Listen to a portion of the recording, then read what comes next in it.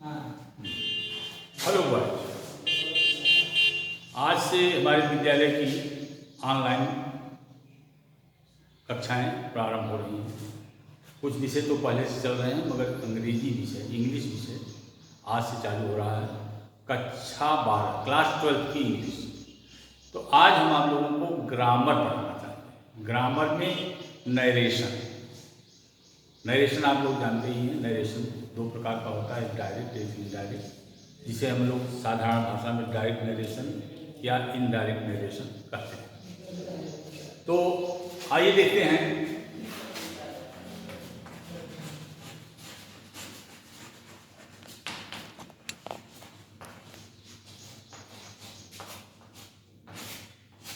Narration का मतलब होता है कथन। अब कथन दो प्रकार का होता है। एक होता है डायरेक्ट नरेशन,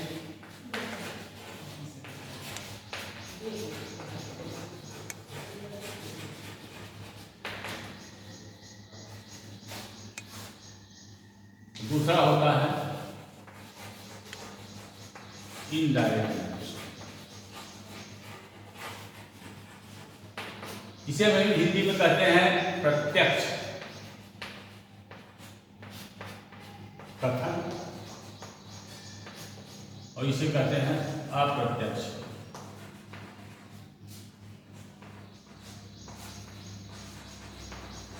कथन। बच्चों, प्रत्यक्ष कथन उसे कहते हैं जो कथन किसी व्यक्ति के द्वारा कहे गए हूबहू रूप में आपके सामने प्रस्तुत किया जाता है। यानी कहने वाले ने, स्पीकर ने जो शब्दों का प्रयोग किया है, ठीक उसी रूप में हम आपको बताते हैं। और अप्रत्यक्ष कथन का मतलब होता है कि किसी के द्वारा कहे गए हूबहू शब्दों को कोई अन्य व्यक्ति अपने शब्दों में व्यक्त करता है, उसी को कहते हैं अप्रत्यक्ष कथन या इनडायरेक्ट नरेशन। तो हमारे पाठ्यक्रम में यह है कि प्रत्यक्ष कथन को अप्रत्यक्ष में बदला जाए। तो उसके बदलने के कुछ नियम हैं। उन्हीं नियमों का अध्ययन हम डायरेक्ट इनडायरेक्ट नरेशन वाले चैप्टर में करते हैं कि प्रत्यक्ष कथन में क्या परिवर्तन करें कि वह अप्रत्यक्ष कथन में आ जाए। प्रत्यक्ष कथन जो होता है वह हमेशा इन्वर्टेड कॉमास में रहता है। उसे अवतरण चिन्ह भी कहते हैं। वो कहीं भी लिखा रहेगा, किसी वाक्य में लिखा रहेगा या किसी पैराग्राफ में लिखा रहेगा, तो इन्वर्टेड कॉमास के बीच में रहेगा। अब आपको बता दें इन्वर्टेड कॉमास क्या होता है। कामा तो सभी जानते हैं कि कामा ऐसे लगता है, फुल स्टॉप ऐसे लगता है अंग्रेजी में। इन्वर्टेड का मतलब होता है उल्टा। ये उल्टा लगता है। किसी चीज में कुछ लिखा गया है, जैसे हमने लिखा है राम, कामा, श्याम, लेकिन अगर राम को इन्वर्टेड कामा में लिखना होगा तो ये नीचे न लग करके ऊपर लगेगा। जब सिंगल इन्वर्टेड कामा लगता है तब वह किसी बात को, किसी सूक्ति को विशेष महत्व प्रदान करने के लिए सिंगल इन्वर्टेड कामा लगता है। लेकिन जब डबल इन्वर्टेड कामा लगता है तो वह किसी के द्वारा कही गई ज्यों की त्यों बात होती है। तो उल्टे स्थान पर रखे जाने के कारण इसका नाम इन्वर्टेड कामा या इन्वर्टेड कामाज, जैसी उसकी संख्या हो, एक हो तो कामा, दो हो तो कामाज। कभी आप लोगों ने प्रत्यक्ष कथन, अप्रत्यक्ष कथन या डायरेक्ट नरेशन, इनडायरेक्ट नरेशन का अंतर समझा। इन्वर्टेड कामाज के बारे में मैंने आपसे बताया कि इन्वर्टेड क्या होता है, कामाज क्या होता है। अब चलिए हम कुछ उदाहरण लिख करके फिर बात को और स्पष्ट करते हैं।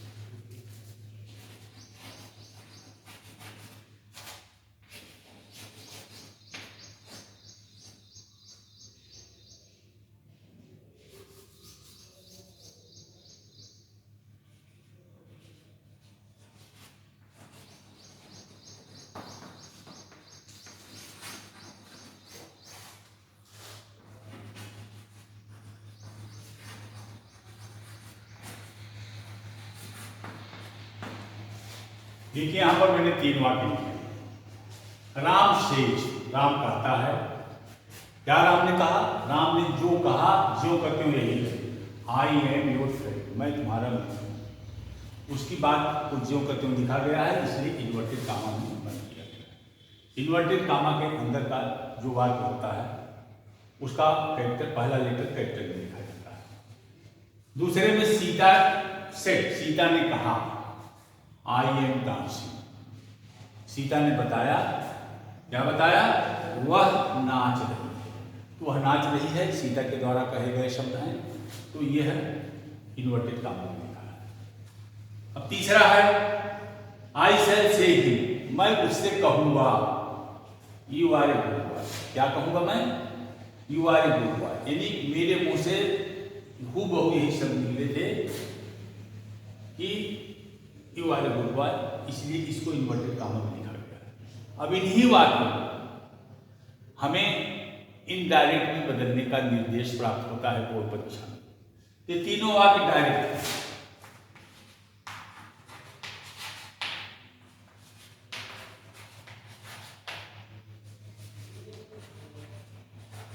अब हमें इसका इनडायरेक्ट बनाना है।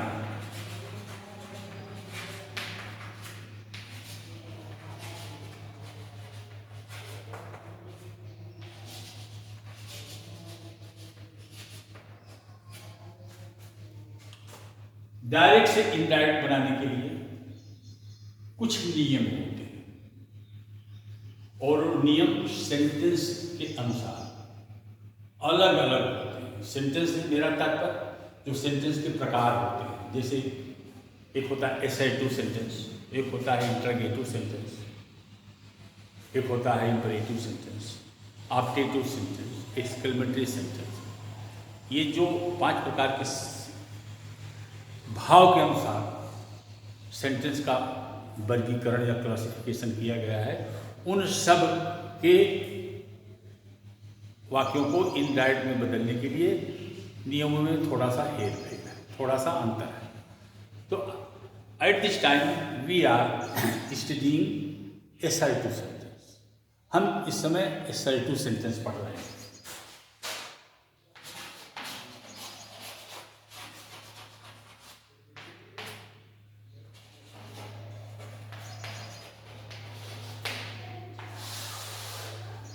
तो असर्टिव सेंटेंस का इनडायरेक्ट बनाने में सबसे पहले हम इस बात पर विचार करेंगे कि डायरेक्ट नरेशन में एक खंड यह है, एक खंड यह है, जो इन्वर्टेड कामा के एक बाहर है, एक अंदर है। तो जो खंड इन्वर्टेड कामा के बाहर होता है वह वाक्य के पहले भी होता है, वाक्य के बाद में भी हो सकता है, वाक्य के मध्य में भी हो सकता है, लेकिन ज़्यादातर पहले ही होता है। दूसरे नंबर पर बाद में भी कभी कभी रहता है, बीच वाला भी आपको इंटर लेवल पर मिलेगा। तो जो भी पोर्शन इन्वर्टेड कामा के बाहर है उसे हम रिपोर्टिंग क्लॉज या रिपोर्टिंग स्पीच कहते हैं, और जो इन्वर्टेड कामा के अंदर होता है वह रिपोर्टेड क्लॉज या रिपोर्टेड स्पीच कहे जाते हैं।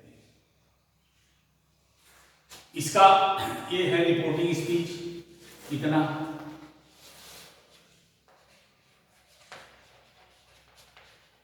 रिपोर्टिंग, ये जो है रिपोर्टेड में आ गया। इसकी एक अलग, इसका एक अलग कर्ता है, अलग क्रिया है, इसका अलग कर्ता क्रिया है। तो इसके कर्ता को रिपोर्टिंग सब्जेक्ट कहते हैं, इसकी क्रिया को रिपोर्टिंग वर्ब कहते हैं। अगर इसमें ऑब्जेक्ट है तो उसे रिपोर्टिंग ऑब्जेक्ट कहते हैं, या उसे लिसनर भी कहा जाता है, लिसनर। और ये सब रिपोर्टेड स्पीच है, इसका अपना कर्ता है, अपनी क्रिया है। तो सबके अलग अलग पार्ट्स ऑफ स्पीच होते हैं। एक रिपोर्टेड खंड में गिना जाता है, एक रिपोर्टिंग खंड में गिना जाता है। तो यहां पर आप देखिए, सबसे पहले परिवर्तन करके चलते हैं। इस बात में हम थोड़ा सा और सुधार करते हैं। ही सेज टू मी,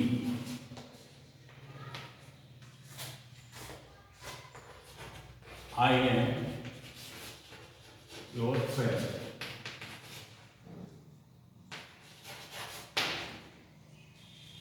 यहां पर ऑब्जेक्ट यहां पे डाल देते हैं। Sita said to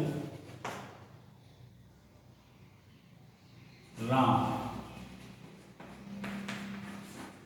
I am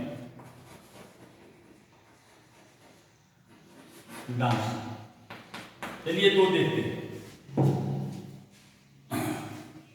Ram ने मुझसे कहा, यहां राम राम रहेगा। अब कोई मुझसे जो कहता है वह मूल रूप से मुझसे बताता है। तो इससे माने कहना, टेल माने बताना। तो यहां पर से जिस फॉर्म में है, इसे यहां फर्स्ट फॉर्म में है, यस लगा हुआ है, तो ये बदल करके टेल्स हो जाएगा।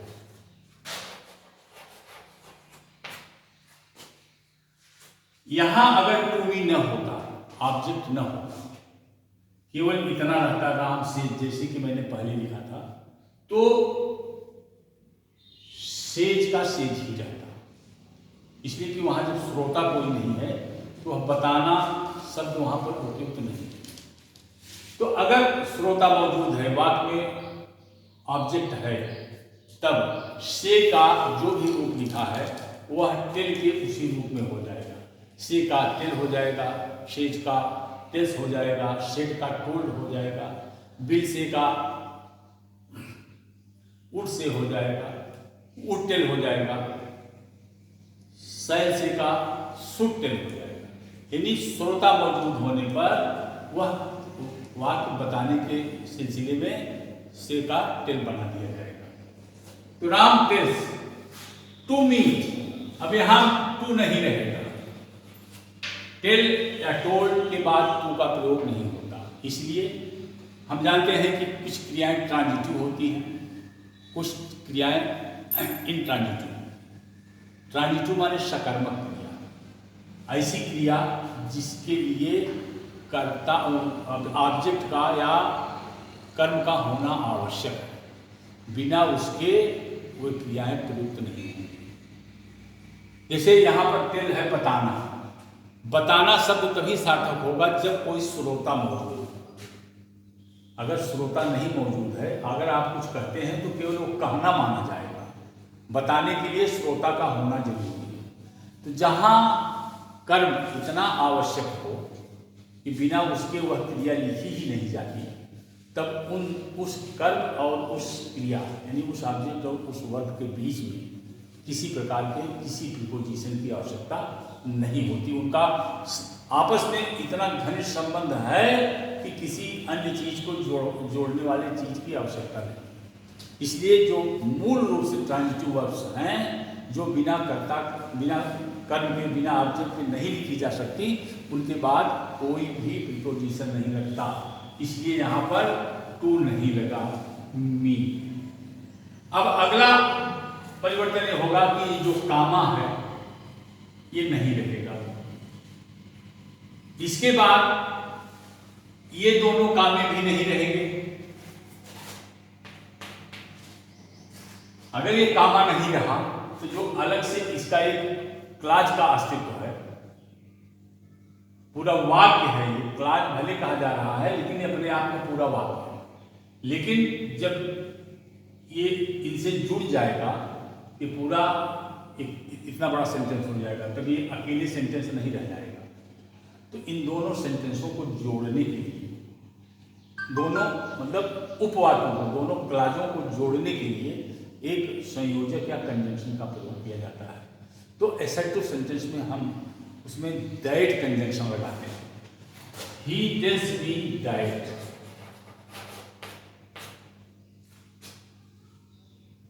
आई एम योर फ्रेंड।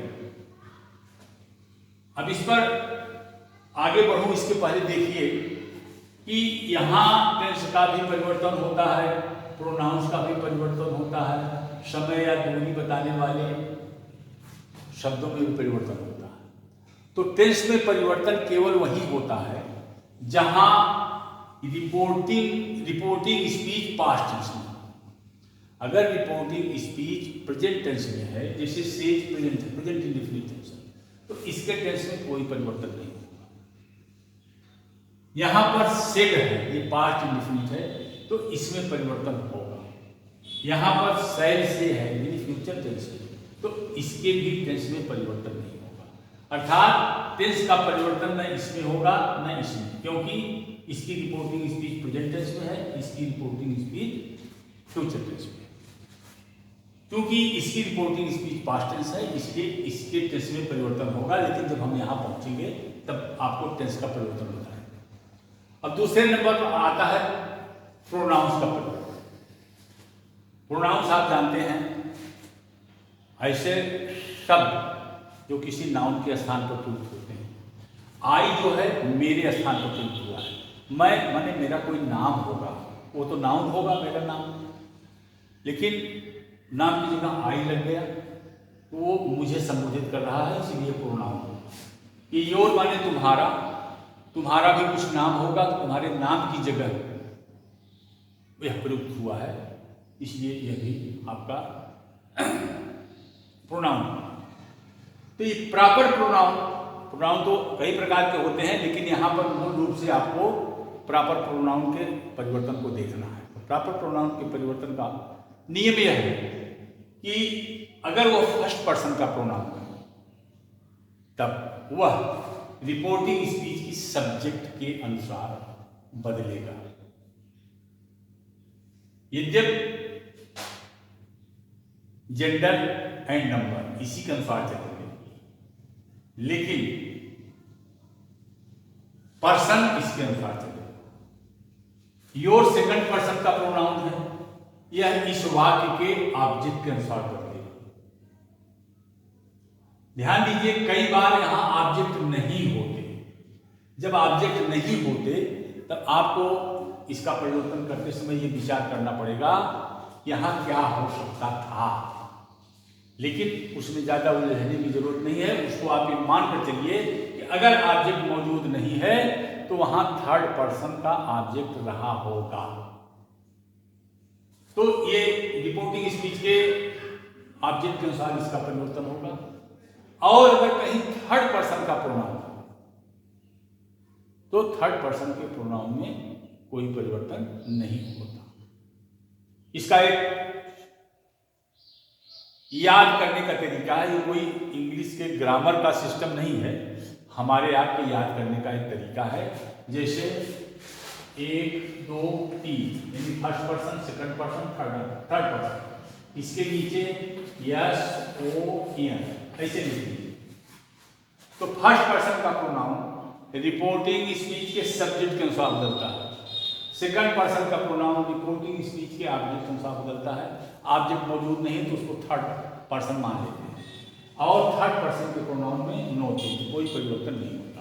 ये याद करने के लिए है, ये कोई ग्रामर का सिस्टम नहीं है। तो इस तरह से परिवर्तन जब आप करेंगे तो आई जो है फर्स्ट पर्सन का प्रोनाउन है, इसके सब्जेक्ट के अनुसार बदलेगा। राम कौन सा पर्सन है? Third person. अब देखिए पर्सन में, फर्स्ट पर्सन में केवल मैं से संबंधित शब्द होते हैं। मैं या उसका बहुवचन हम लोग, हमें, हमारा, मेरा, मुझे, यही 6 शब्द होते हैं। आई, मी, अस, माई, आवर। मैं से संबंधित या हम से संबंधित जो शब्द होते हैं वही फर्स्ट पर्सन होते हैं। और सेकंड पर्सन में तुम से संबंधित यू, योर, योर्स, दाउ, दाइन, ये जो शब्द होते हैं इसे सेकंड पर्सन करते हैं। और इन फर्स्ट और सेकंड के बाद जो भी प्रोनाउन होते हैं वो सब थर्ड पर्सन में आते हैं। आई को फर्स्ट पर्सन क्यों कहा गया है बच्चों? कोई भी कथन, कोई भी वार्तालाप होने के लिए आवश्यक है कि उस बात को कहने वाला कोई हो। किसी बात की शुरुआत कहने वाले से ही प्रारंभ होती है, इसलिए वो फर्स्ट पर्सन। और जब कोई अपनी बात कहता है तो किसी सामने वाले से कहता है, तो सामने वाले को हम हमेशा तुम या आप कहते हैं। तो दूसरा व्यक्ति जो सबसे आवश्यक हुआ उस वार्तालाप में वो हुआ सुनने वाला। सुनने वाला हमारे आपके सामने हमेशा तुम होगा। और थर्ड पर्सन वह होता है जैसे हम दो लोग बात कर रहे हैं तो अपने बारे में भी बात कर सकते हैं, सामने वाले के भी बारे में बात कर सकते हैं और किसी तीसरे के बारे में भी बात कर सकते हैं। तो जो तीसरा होता है मतलब कहने वाले और सुनने के अलावा जो तीसरा होता है उसी को थर्ड पर्सन कहते हैं। उसमें ही, सी, जैसे ही से संबंधित शब्द तीन हैं, ही, हिम, हिज। सी से सी, हर, दे से है they, them, their, it, its, it's.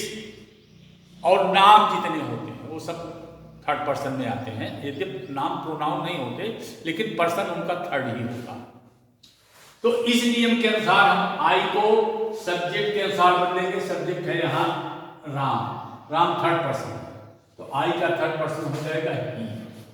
ध्यान रखिए यहाँ आई कैपिटल लेटर था तब जब इन्वर्टेड कामा में था और इस वाक्य का या इस उपवाक्य का प्रथम शब्द था। अब यहाँ पर इसकी जगह हम ही लिख रहे हैं तो ही का एच बड़े से नहीं रहेगा, ही। अब एम एक वर्ब आई, टेंस आया, प्रेजेंट टेंस है, लेकिन इधर भी प्रेजेंट टेंस है, इसलिए इसके टेंस में कोई परिवर्तन नहीं होगा। ही के साथ इज लगेगा, आई के साथ एम लगा था तो ही के साथ प्रेजेंट टेंस में इज लगेगा। अब योर पॉजिटिव केस है, ये सेकंड पर्सन है ऑब्जेक्ट के अनुसार। मी फर्स्ट पर्सन का है तो फर्स्ट पर्सन का पॉजिटिव केस क्या होगा, my, that he is my friend. इस तरह से आपने देखा कि प्रेजेंट टेंस, अगर रिपोर्टिंग स्पीच प्रेजेंट टेंस है तो उसमें इतना परिवर्तन हुआ। सारे परिवर्तन होते हैं मगर टेंस में परिवर्तन नहीं होता अगर यह फर्स्ट प्रेजेंट टेंस में है। अब दूसरा देखिए, सीता से टू राम, सीता ने राम से कहा। कहा का मतलब सीता ने राम को बताया, सीता ने राम को बताया। यहां होगा सीता टोल्ड, टू फिर नहीं लगेगा इसलिए कि ये शुद्ध ट्रांजिटिव वर्ब है। राम ये नहीं रहेगा, कामा, ये कामा भी नहीं रहेगा, दैट कंजंक्शन लगेगा। आई जैसे यहां ही हुआ है यहां भी हो जाएगा, नहीं। आई यहां सीता, ये स्त्रीलिंग है, ये फेमिनिन जेंडर है, तो थर्ड पर्सन है तो ही का थर्ड पर्सन, आई का थर्ड पर्सन होगा ही अथवा सी, दोनों होगा। अगर ये मैस्कुलिन जेंडर होता तो ही होता, ये फेमिनिन जेंडर है तो इसका सी होगा। तो ये हो गया दैट सी। अब आइए एम, ये वर्ब है, ये मैंने आपको बताया था कि अगर रिपोर्टिंग स्पीच पास्ट टेंस है तो इसमें परिवर्तन होता है। इसका परिवर्तन बच्चों दिमाग में बैठा लीजिए तो कठिन नहीं है, बाकी तो कठिन है। जैसे हम टेंस पढ़ते हैं 12, मूल टेंस 3 होता है, उसकी 4-4 शाखाएं। इंडेफिनिट वो प्रेजेंट का भी होता है, पास्ट का भी होता है, फ्यूचर का भी होता है। दूसरा होता है कंटिन्यूअस या इम्परफेक्ट या प्रोग्रेसिव, वो भी तीनों का होता है। फिर आपका होता है परफेक्ट, वह भी तीनों में होता है, प्रेजेंट पास्ट फ्यूचर। और चौथा होता है परफेक्ट कंटिन्यूअस, वो भी तीनों में होता है। तो पहला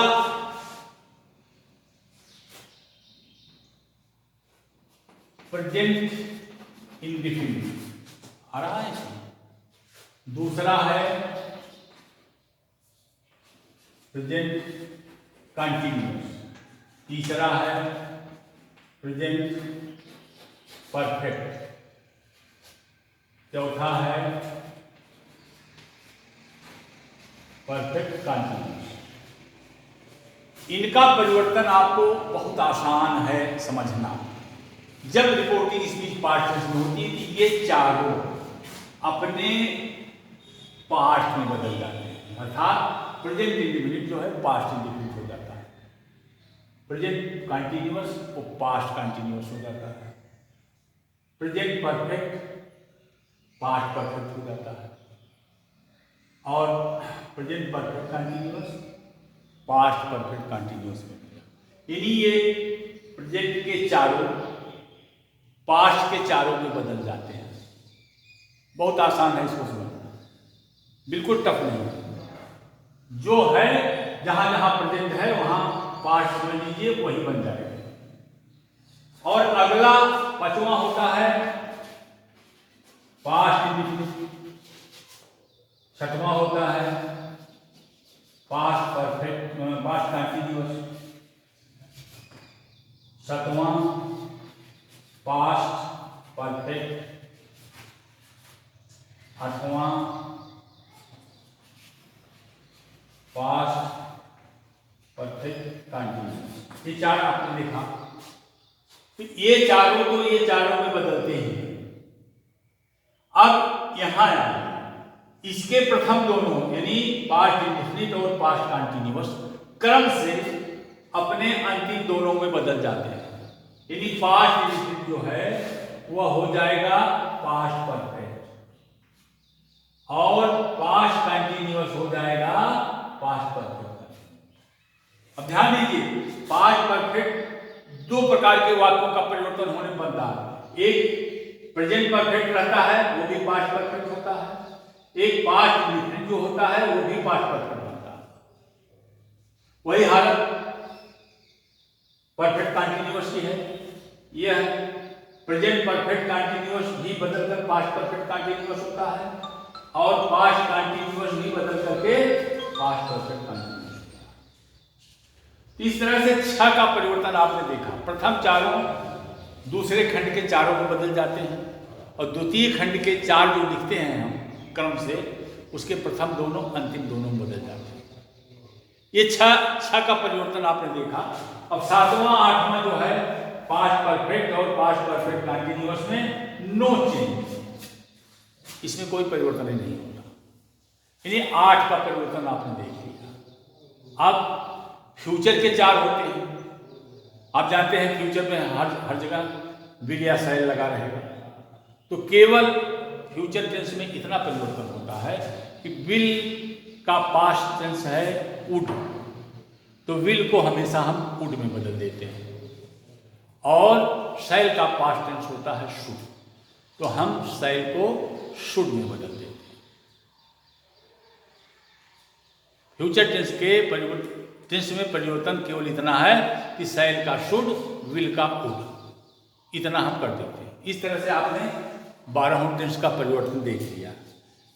मॉडल्स में जैसे कैन का पास्ट टेंस कुड हो जाता है, मे का माइट हो जाता है, ऐसे ही जो पास्ट टेंस में जो पहले से पास्ट टेंस हैं जैसे वुड है, शुड है, मस्ट में भी कोई परिवर्तन नहीं होता, तो वो वक्त के साथ साथ आप देखते चलेंगे। मूल रूप से आप इन 12 का परिवर्तन समझेंगे।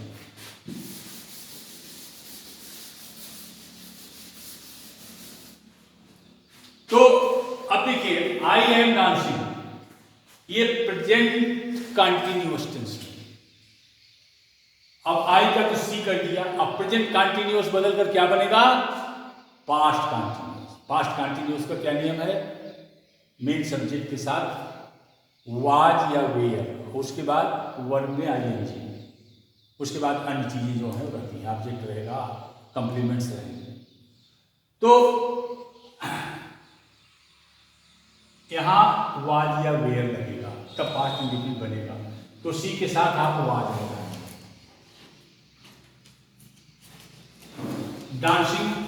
डांसिंग ही रहेगा, ये वाक्य आपका होगा। अब तीसरा देखिए, तीसरा ये फ्यूचर टेंस है। फ्यूचर टेंस है, इसके परिवर्तन करते समय केवल इतना ध्यान रखना है कि इसके टेंस में परिवर्तन नहीं होगा, बाकी सारे परिवर्तन होंगे। तो ये होगा आई शैल टेल, यहां टू रहना चाहिए था, I shall tell him that you second person का प्रोनाउन, सेकंड पर्सन का प्रोनाउन ऑब्जेक्ट के अनुसार बदलता है, ऑब्जेक्ट थर्ड। तो यू का थर्ड पर्सन क्या होगा? ही होगा। चूंकि यहां बॉय है इसलिए ही माना जाएगा। अगर यहां होता you are a good girl तब मान लिया जाता कि यह लड़की, तब सी हो जाता। वाक्य में हमको अन्य जगहों से भी मिलान करना पड़ेगा कि हमारा जेंडर और नंबर क्या जा रहा है। अंत में बॉय लिखा है, इसके नाते से दो रहा है कि लड़का है, तो लड़का है माने ही होगा। यू का थर्ड पर्सन ही। अब यू के साथ आर लगा, प्रेजेंट इंडेफिनिट मतलब प्रेजेंट टेंस ही है, इधर फ्यूचर टेंस होने के नाते इसके टेंस में परिवर्तन नहीं होगा, तो ही के साथ तो आर लगता नहीं। ई जय मार तीनों जो उपयुक्त हो लगाइए, तो ही के साथ लगता है ही ई। ए गुड बॉय। सामान्यतया ये परिवर्तन है। इसमें कुछ अपवाद भी होते हैं जिनके टेंस में परिवर्तन नहीं होता।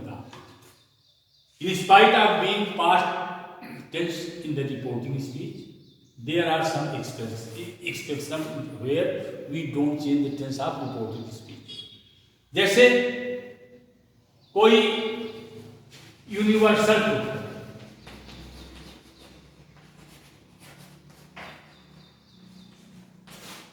यूनिवर्सल ट्रूथ माने सार्वभौमिक सत्य। ऐसा जो चीज पहले सत्य थी वही आज भी सत्य है, वही भविष्य में भी सत्य रहेगा। जैसे सूरज पूरब में निकलता है, वो तब भी निकलता था, आज भी निकलता है, भविष्य में भी निकलेगा। इसको हम पास्ट टेंस कर देंगे तब हो जाएगा सूरज पूरब में निकलता था, जबकि वो आज भी निकलता है। या धरती गोल है, इसको हम धरती गोल थी नहीं कर सकते। या धरती सूरज के चारों तरफ चक्कर लगाती है, the earth rotates around the sun. तो इन चीजों में परिवर्तन नहीं होगा। इस रिपोर्टेड स्पीच के टेंस में कोई परिवर्तन नहीं होगा, भले ही इधर पास्ट टेंस हो। दूसरा है नेचुरल है,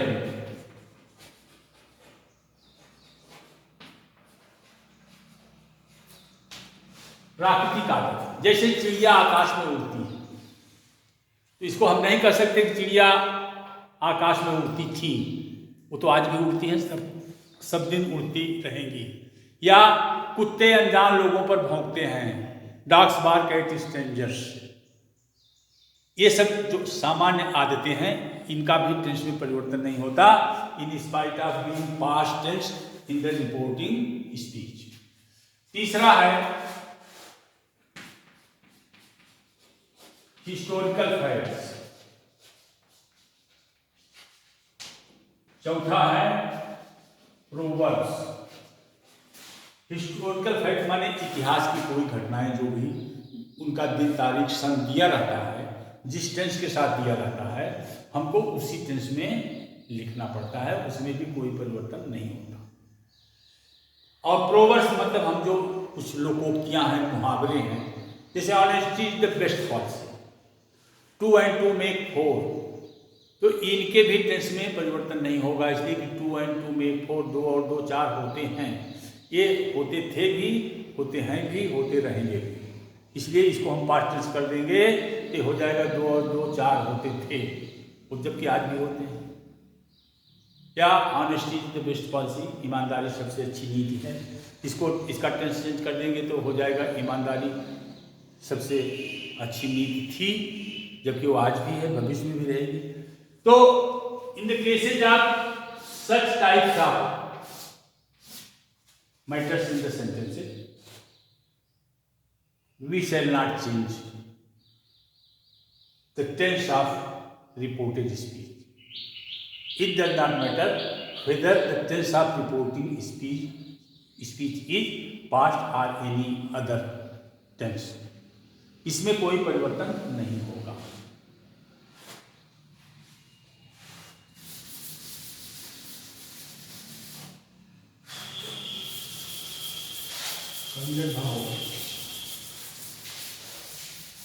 हमारे बच्चे हमारा क्लास देख रहे हैं, मैं उनको 2-3 होमवर्क दे रहा हूँ, अपने कागज पर लिखें और हमारी वेबसाइट पर या हमारे व्हाट्सएप पर, हमारे माने विद्यालय वाले पर उसको भेजें।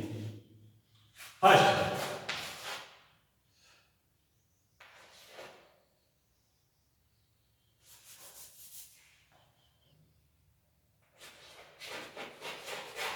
I said to Mohan,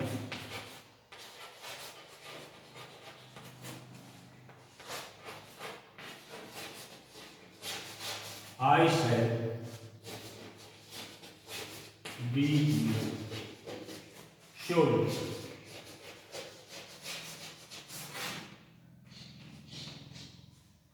देखिए, हम आपको संकेत बता दें, प्राय हमने बताया था कि सेट का टेल या टोल्ड हो, लेकिन भाव जो अगर कुछ अलग कर रहा है, यहां पर बता तो रहा ही है, लेकिन सही सही ये धमकी दे रहा है। I said beat you surely, एक तरह से धमकी है।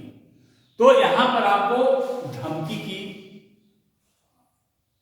अंग्रेजी लिखेंगे, थ्रेट माने धमकी दे, थ्रेटेड माने धमकी देना, थ्रेट माने धमकी, उसका प्रयोग करेंगे तो ज्यादा अच्छा रहेगा, ज्यादा सटीक रहेगा।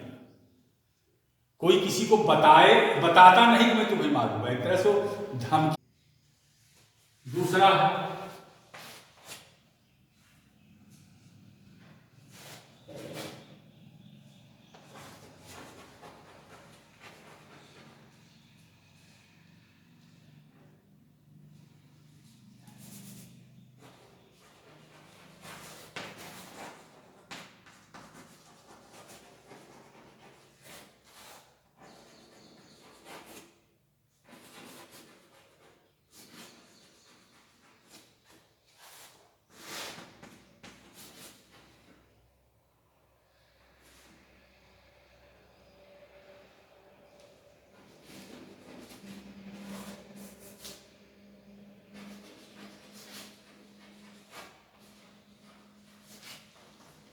You are a good boy. देखिए, यू शब्द सिंगुलर भी है और प्लूरल के रूप में भी इस्तेमाल होता है। आपको संकेत दे दें कि यह यू सेकंड पर्सन का प्रोनाउन है, ये ऑब्जेक्ट के अनुसार बदलेगा। ऑब्जेक्ट यहाँ पर मोहन एंड श्याम दो लोग, दो श्रोता है, तो एक तरह से ये बहुवचन हो गया, तो उसका ध्यान यहाँ रखिएगा। फिलहाल ये दो ही है, दो पर आप काम करिए। आज पहला दिन है, मैं भी थोड़ा थक गया हूँ, तो इसको आप लोग हमारे व्हाट्सएप पर या विद्यालय के व्हाट्सएप पर, प्रकाश के व्हाट्सएप पर इसको आप भेजिएगा। Okay, thank you. कल हम आपको इसी में आगे बताएंगे, कुछ और आगे, कुछ और आगे।